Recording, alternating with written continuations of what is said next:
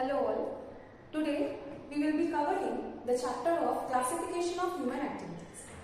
Before I begin classification of human activities, we first have to know what human activities mean. So see here, I have written any kind of activity which will be undertaken by human beings, by all of us, by human beings, will be termed as human activities. So example, we can take as playing, sleeping, office job. We all go for jobs. All of us earn money. So any kind of jobs that we are doing, teaching, charity, we are cooking, we are donating blood, etc. So these type of all activities will be considered as human activities. Now we come to the next topic or next thing, that will be types of human activities. So under the types, we have the two main subdivisions. First is economic activities, which is also known as commercial activities. The second type is non-economic activities or non-commercial activities. Now we come to the distinction between two or what each of them mean. Economic activities are those type of activities which help us to earn money and acquire wealth, from which we will get some income, we will get the money, and through that income we can build our wealth. So those type of activities are termed as economic activities or commercial activities. Whereas non-economic activities or non-commercial activities are those activities which are done for self-satisfaction, personal benefits, love, affection. These are the main motives behind the non-economic activities. Now, the examples which I already had stated here, let us find out of these which of them will be the economic activities, whereas which one of them will be the non-economic activities. So, if I talk about economic activities or commercial activities, we can underline office job, we can underline teaching. Why? Because these two will help me to earn money. That is the reason these two will be the economic activities. Whereas if I talk about non-economic activities, we can see playing. This will be of our personal benefit. We can maintain our health. Sleeping, it is necessary for us. Charity, cooking, donating blood, or you can say any soldiers going for the war or going to save our country. So these all are examples of non-economic or non-commercial activities. Now we have to know one thing, the main dividing line between the activities, because see, both of them are human activities. So what will be the differentiation point or what will be the basis of distinction between the economic and non-economic activities? It is just the objective behind doing these activities. Let us see one example.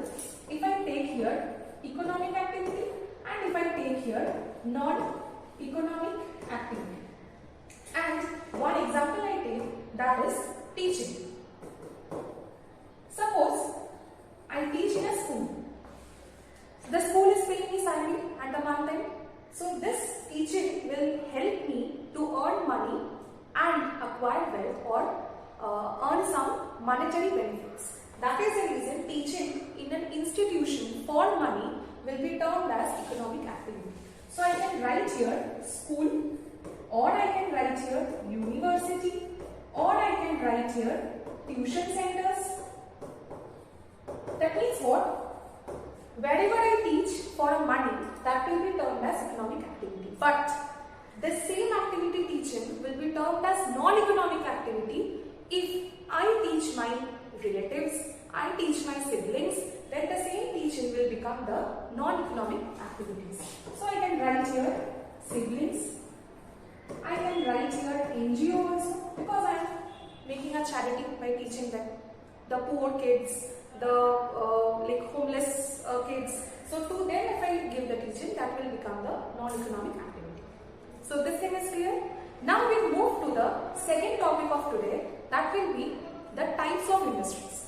Basically what happens, there are three types of industries, but again we have the subcategories of those industries. Now many times there is a problem in understanding that which of the primary industry will be classified as extractive, which of the primary industry will be classified as genetic. So how to understand the differences between them? So first we are talking about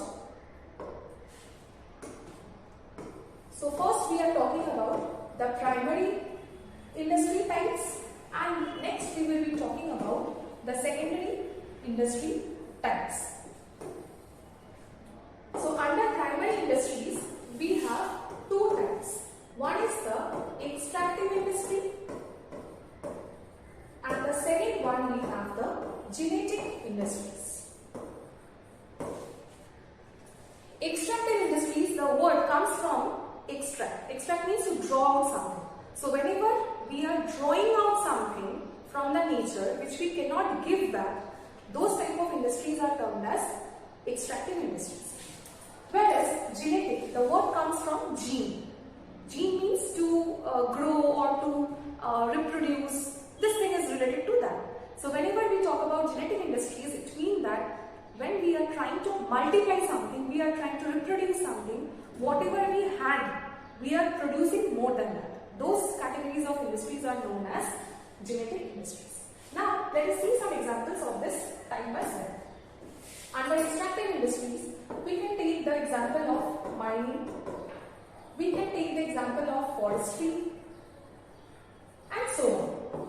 Whereas, if I talk about genetic industries, we can include plant nursery. Nursery is a place where we can breed the plants, where we can grow them, we multiply them. Plant nursery. We can talk about poultry as well. Poultry farms, where we grow or reproduce the hen, the poultry items. So these two are the genetic industries and extractive industries itself. I hope it is clear to you. Now we move on to the next type, that is secondary industry. Again, under secondary industry, we have two classifications. One is the manufacturing industry. In manufacturing industry, we have the first type, and the second type we have the construction industry.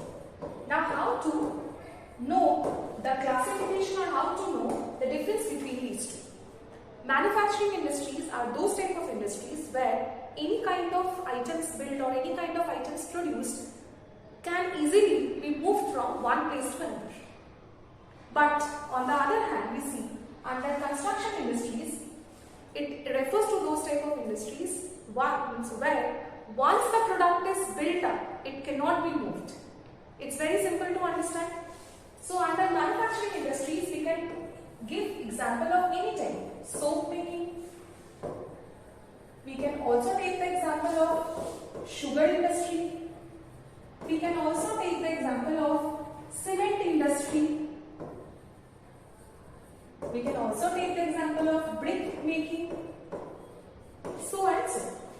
But what happens is that we just take the cement, we take the brick and we put it in the construction industry and we make a dam, we make a building, we make any roads using these two. But once the products are made, those cannot be moved ever. That will be fixed in one place. So here we can take the example of road making. We can also take the example of dams. We can also take the example of buildings. So these all will be under the construction industry. Now I hope your conclusions are clear. You can easily make out the differences between the types of primary industry and the types of secondary industry.